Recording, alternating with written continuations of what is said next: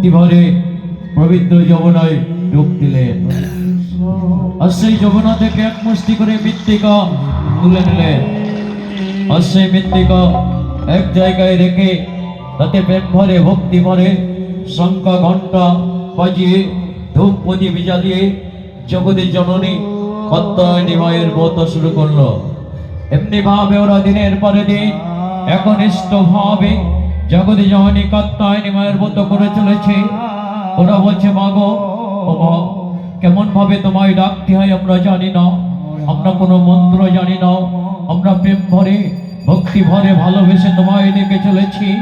আমার জগৎ জননী অন্তর্যামিন মা অন্তরে বুঝতে পেরেছে, বলছে আমাকে ডাকতে কোনো মন্ত্র লাগে না, আমাকে ডাকতে লাগে প্রেম ভক্তি ভালোবাসা।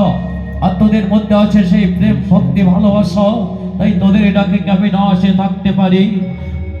পুজো গোপীদের ডাকে আমার জগৎ জননী কাত্যায়নী মা আমার রূপ ধারণ করে স্বর্গ থেকে নেমে আসছে মর্তে যমুনার তটে। মায়ের রূপের বর্ণনা দেওয়ার মতো ক্ষমতা আমার নয়। এলো চুলে খড়গ হাতে বন ফুলের মালা পরিধান